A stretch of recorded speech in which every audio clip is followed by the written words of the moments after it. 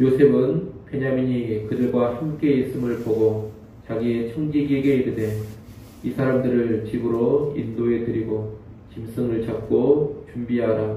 이 사람들이 정오에 나와 함께 먹을 것이니라. 청지기가 요셉의 명대로 하여 그 사람들을 요셉의 집으로 인도하니 그 사람들이 요셉의 집으로 인도되매 두려워하여 이르되 전번에 우리 자루에 들어있던 돈의 일로 우리가 끌려들은도다. 이는 우리를 억류하고 달려들어 우리를 잡아 노예로 삼고 우리의 나귀를 빼앗으려 함이로다 하고 그들이 요셉의 집 청지기에게 가까이 나아가 그 집 문 앞에서 그에게 말하여 이르되 내 주여 우리가 전번에 내려와서 양식을 사가지고 여관에 이르러 자루를 풀어본즉 각 사람의 돈이 전에 그대로 자루 아기에 있기로 우리가 도로 가져왔고 양식 살 다른 돈도 우리가 가지고 내려왔나이다. 우리의 돈을 우리 자루에 넣은 자는 누구인지 우리가 알지 못하나이다. 그가 이르되 너희는 안심하라. 두려워하지 말라. 너희 하나님 너희 아버지의 하나님이 재물을 너희 자루에 넣어 너희에게 주신 것이니라. 너희 돈은 내가 이미 받았느니라 하고 시므온을 그들에게로 이끌어내고 그들을 요셉의 집으로 인도하고 물을 주어 발을 씻게 하며 그들의 나귀에게 먹이를 주더라. 그들이 거기서 음식을 먹겠다 함을 들었으므로 예물을 정돈하고 요셉이 종호에 오기를 기다리더니 요셉이 집으로 오매 그들이 집으로 들어가서 예물을 그에게 드리고 땅에 엎드려 절하니 요셉이 그들의 안부를 물으며 이르되 너희 아버지 너희가 말하던 그 노인이 안녕하시냐 아직도 생존해 계시느냐. 그들이 대답하되 주의 종 우리 아버지가 평안하고 지금까지 생존하였나이다 하고 머리 숙여 절하더라. 요셉이 눈을 들어 자기 어머니의 아들 자기 동생 베냐민을 보고 이르되 너희가 내게 말하던 너희 작은 동생이 이 아이냐. 그가 또 이르되 소자여 하나님이 내게 은혜 베푸시기를 원하노라.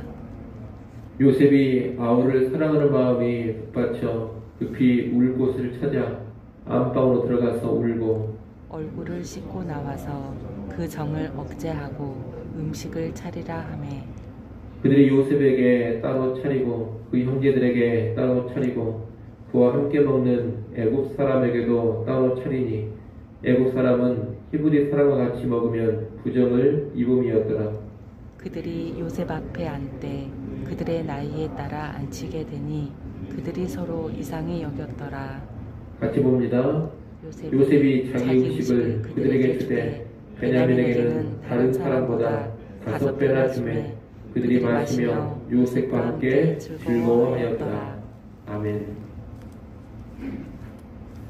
네, 베냐민을 데리고 다시 애굽으로 돌아온 야곱의 아들들은 요셉 앞에 서게 됩니다.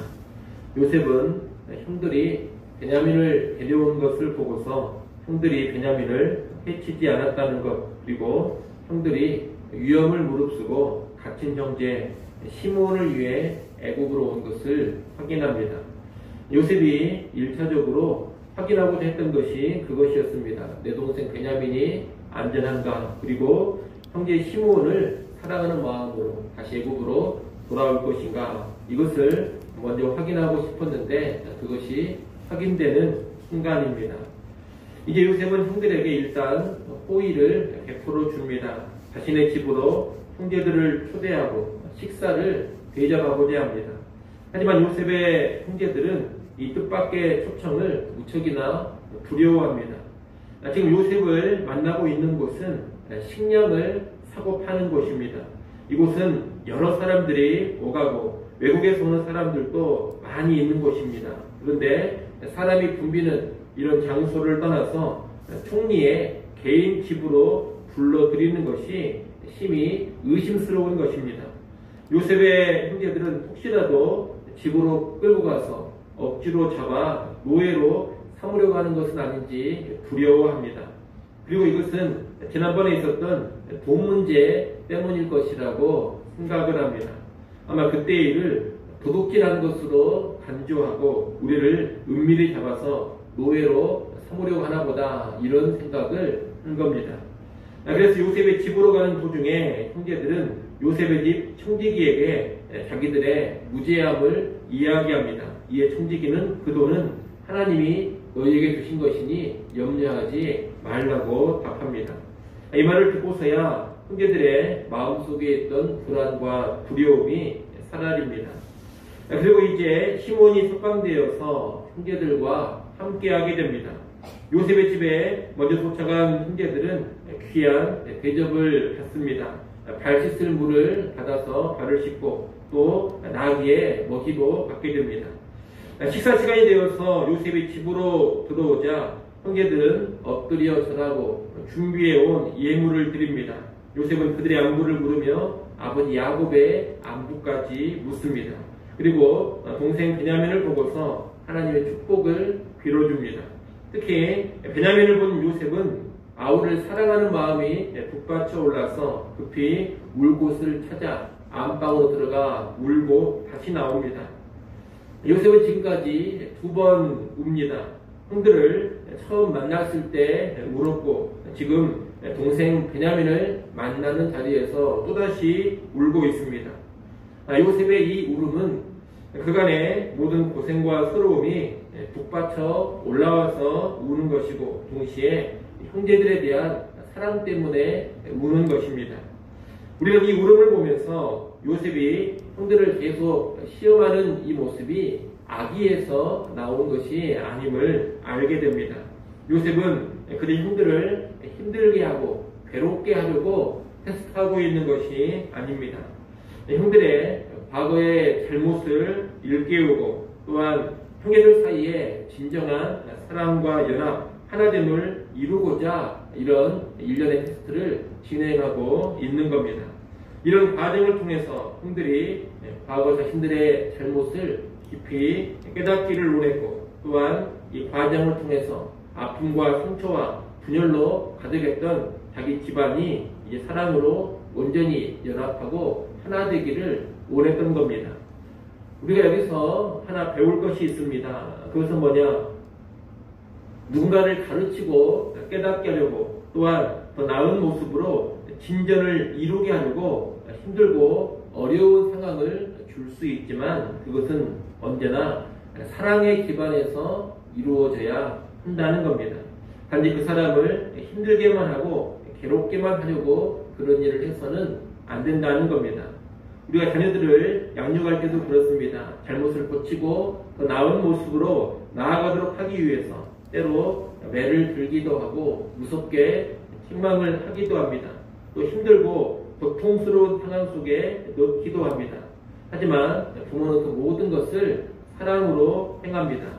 참된 부모라면 자녀를 때리면서도 마음으로 아파하고 우는 것입니다. 요셉은 지금 한편에서는 몰래 눈물을 흘리면서 형들을 다루어 가고 있습니다.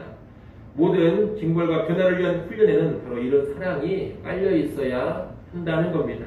그런 사랑이 없다면 그것은 기독교적인 징벌도 아니고 기독교적인 훈련도 아닐 겁니다. 요셉은 지금까지의 과정을 통해 일단은 형들의 변화를 어느 정도 확인할 수가 있었습니다. 이제 식사하는 자리에서 요셉은 또 한 번 형들의 반응을 살펴보고자 합니다. 요셉은 형들을 식사 자리에 앉히되 그들의 나이 순서에 따라 앉힙니다. 그리고 식사할 때 자기의 음식을 형제들에게 나누는데 동생 베냐민에게는 다른 사람보다 5배를 더 줍니다. 이것은 동생 베냐민에 대한 그저 특별한 사랑 때문만은 아닙니다. 요셉은 지금 일부러 동생 베냐민을 특별하게 대우해 주고 있습니다. 왜 특별하게 대우를 해주고 있느냐? 형들이 이것을 보면서 어떻게 반응하는지를 보려고 하는 겁니다. 확실하게 차이가 나도록 5배를 더 줍니다. 아주 노골적으로 더 주고 있는 겁니다. 그런데 놀랍게도 요셉의 형들은 이런 모습에 대해서 전혀 개의치 않습니다. 자신들에게 주어진 음식을 먹고 마시면서 요셉과 함께 즐거워하고 있는 겁니다. 43장 34절 말씀을 한번 여러분 읽어보십시오. 34절 말씀 읽습니다. 요셉이 자기 음식을 그들에게 주되 베냐민에게는 다른 사람보다 5배나 준 후에 그들이 마시며 요셉과 함께 즐거워하였더라. 아멘. 여기 보면 그들이 마시며 요셉과 함께 즐거워하였다 이렇게 기록되어 있습니다. 베냐민에게 훨씬 더 많은 음식을 주었음에도 불구하고 전혀 그런 것에 신경을 쓰고 있지 않고 자기에게 주어진 음식을 먹고 마시며 즐거워하고 있는 겁니다. 옛날에 형들 같았으면 이런 모습 앞에서 이런 반응을 보이는 것이 쉽지 않습니다. 불쾌했을 겁니다. 아니 왜 베냐민에게만 5배나 더 많은 음식을 주는가? 베냐민이 뭐가 특별한가? 왜 우리는 이것밖에 주지 않는가? 이런 반응을 쉽게 보일 수 있는 형들이었다는 겁니다. 과거의 형들은 그러합니다. 근데 지금 요셉의 형들은 전혀 그런 기색이 없습니다. 그런 것에는 아예 신경을 쓰고 있지 않습니다. 다만 이 잔치자리를 즐거워하며 즐기고 있습니다. 자신들에게 주어진 음식만으로 기뻐하고 즐거워합니다. 요셉은 이 모습을 보면서도 형들이 정말로 옛날과는 많이 달라졌구나 하는 것을 느꼈을 겁니다. 여기서 우리가 요셉의 형들의 모습을 보면서 또 하나 배우게 됩니다. 그것은 시기와 질시의 모습이 이제 다 사라져버린 모습입니다. 예전에는 아버지 야곱이 요셉만을 편애하니 무척 싫어했습니다. 시기했습니다. 그러나 지금은 베냐민이 자기들보다 더 나은 대우, 특별한 대우를 받고 있어도 거기에 개의치 않습니다. 시기와 질시는 다 사라져버리고 잔치를 즐길 줄을 압니다. 우리 신앙생활에 있어서도 이 모습을 잘 기억해 둬야 하겠습니다. 하나님은 우리 모두에게 똑같은 것을 주시지는 않습니다.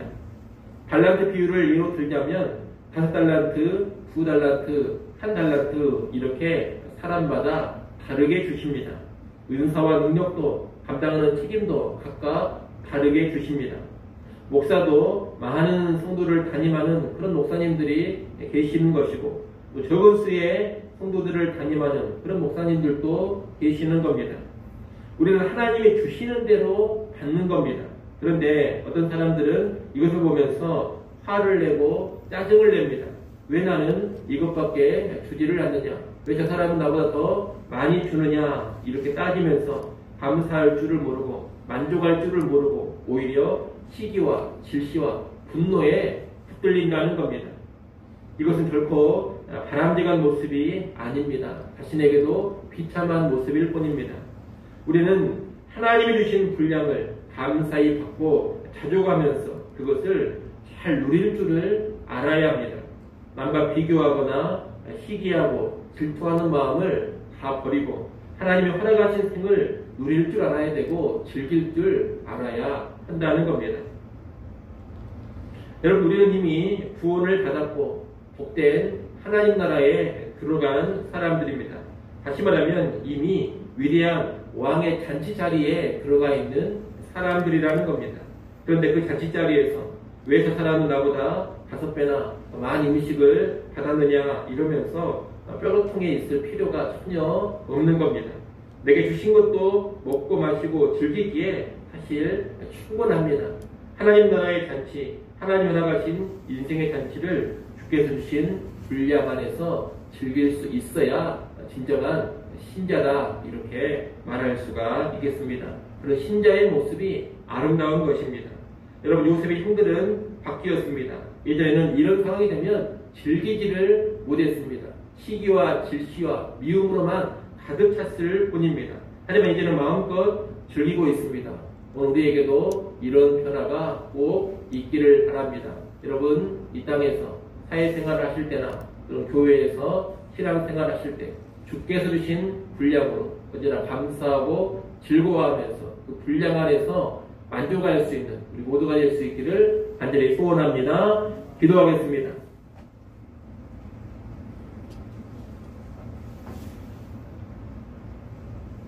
하나님 아버지, 요셉이 울면서 형들을 계속 테스트하고 있는 것을 보았습니다.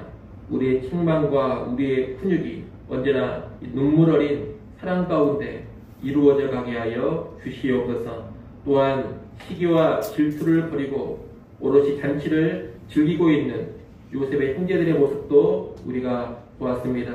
오늘 우리 또한 하나님의 은혜를 이미 충분히 받았음을 알게 하시고 주님이 주신 분량을 감사하고 자족해 하며 그 분량 안에서 즐길 줄을 알게 하여 주옵소서. 혹시라도 우리에게 시기와 질투가 있다면 그 모든 시기와 질투 다 제거해 주시고 만족과 감사의 마음으로 충만해지게 하여 주옵소서. 하나님, 또 이 시간 딸 발령받게 하심을 감사하며 예물을 드립니다. 아버지 하나님, 새로운 발령기에서 맡은 일 잘 감당하게 하시고 주의 사람으로 인정받게 하여 주옵소서. 좋은 만남들이 있어지게 하시고 말과 행실을 통하여 예수를 드러내며 언제나 하나님께 영광 돌리게 하여 주시옵소서. 귀한 하루 허락하셔서 감사합니다. 오늘 하루도 영적으로 깨어 근신하는 훗날 되게 하시고 주님과 긴밀히 동행케 하여 주옵소서. 예수님의 이름으로 기도드리옵나이다. 아멘.